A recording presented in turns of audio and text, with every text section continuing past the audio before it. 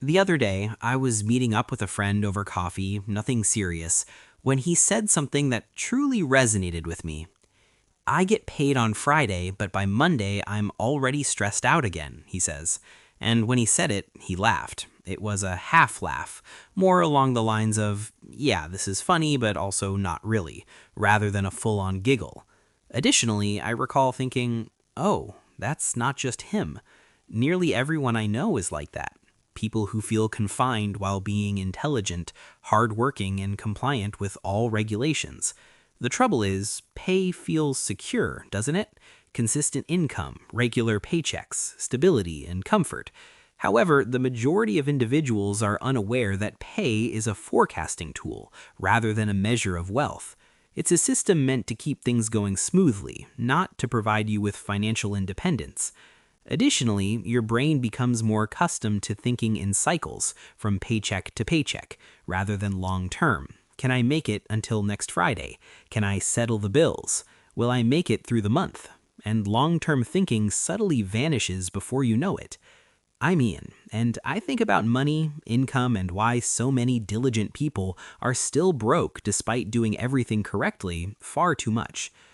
We're going to break down why the salary system keeps people stuck today, and more importantly, how to start stepping out of it. If you're someone who gets paid a salary, pays the bills, and still feels like you're running on a never-ending treadmill, or you keep saying, I'll start investing when things settle down, be sure to hit the subscribe button and give this video a thumbs up if it helps. Let's discuss numbers. Let's say you make $60,000. It sounds good, doesn't it? After taxes, you might receive $45,000. Subtract $1,500 per month for housing, that is a loss of $18,000. $500 a month, $6,000. Food, easily $8,000 to $10,000 for utilities, insurance, transportation, phone, and subscriptions.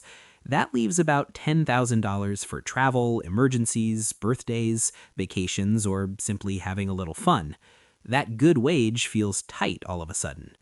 Additionally, lifestyle inflation subtly creeps in as your pay increases.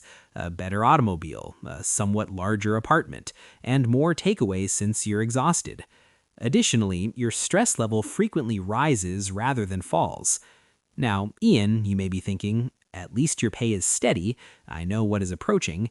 Yes, up until it isn't. Your employment, your health, your employer, the state of the economy, and uncontrollable actions all affect your pay. The income immediately stops when one of those breaks. Security isn't that. That's comfort that was borrowed. According to a quote from Warren Buffett, you'll work until you die if you can't find a way to earn money while you sleep. And it's precisely that. Pay is the exchange of time for cash. 1 unit of income for 1 hour of labor. The amount of money you can make in this manner has a hard cap. Without further effort, there would be no growth and no leverage. This is the salary trap.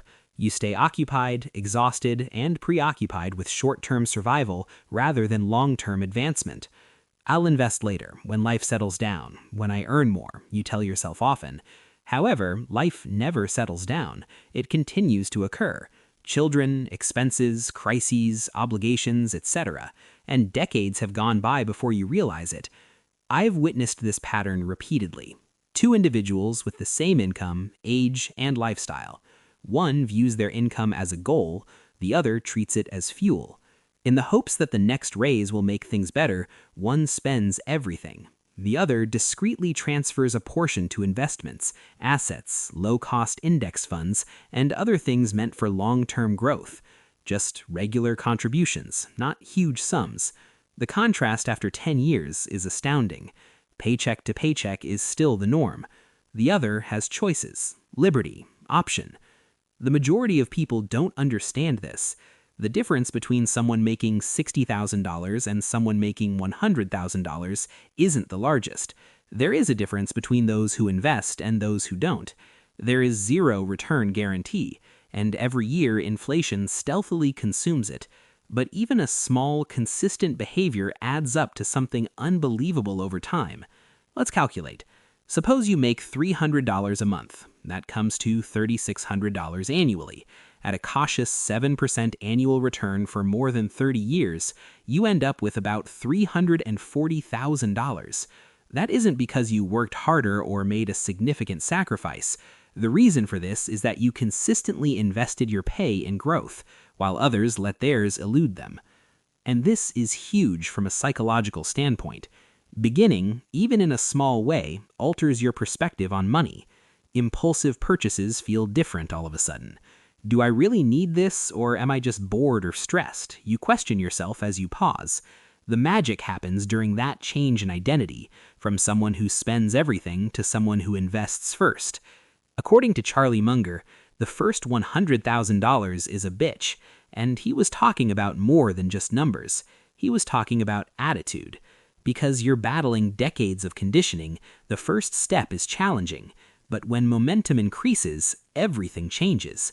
You begin to perceive opportunities rather than costs. You begin to view your pay as a tool rather than a trap. Another layer that is never discussed. Pay teaches you to feel productive without achieving real success. Emails, meetings, deadlines, commutes, and notifications keep you very busy. Feeling worn out, you tell yourself, yeah, I earned my money. But busyness is not mobility. You can stay in the same financial situation despite being extremely busy. That's risky, as fatigue prevents you from asking the right questions. Am I just surviving, or is this system truly helping me? Let's put it into reality. Consider a friend of yours who makes $50,000 a year, leads a normal life, and works a regular job. He decides to set up a monthly automatic deposit of $100 into an inexpensive index fund. Half the time, he forgets about it. Life happens. Job, children, expenses, crises, obligations, and 20 years later, that little $100 a month has grown to a six-figure sum.